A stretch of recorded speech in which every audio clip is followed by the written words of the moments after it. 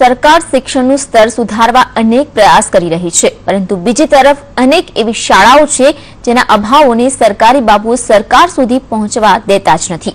તમને એક એવી શાળા બતાવવા જઈ રહ્યા છીએ જ્યાં વિદ્યાર્થીઓને ભણાવવાનો ઉત્સાહ તો છે, પરંતુ શિક્ષક છે માત્ર એક।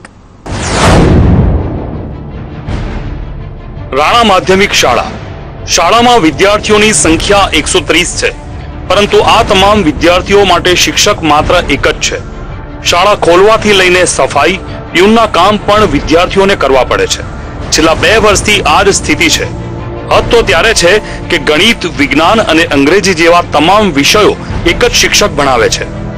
એમને બતાવેલું કે જો ટ્રસ્ટ મંડળ કોઈ આ ગામના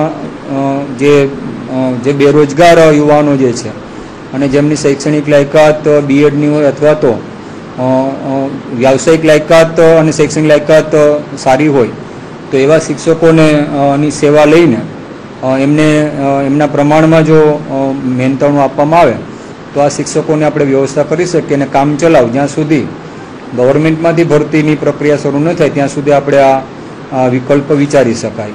આ સમસ્યાથી જિલ્લા શિક્ષણ તંત્ર અજાણ નથી।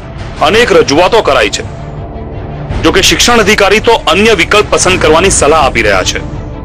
અને અમે કયા ધોરણમાં ધ્યાન દઈએ અમારે સર તો હવે અમારે 7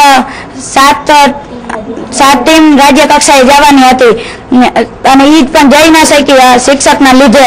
અને સરકાર એમ કહે કે બેટી બચાવો બેટી ભણાવો, તો આમાં શિક્ષક ન હોય તો કઈ રીતના બેટી બચાવો બેટી ભણાવો।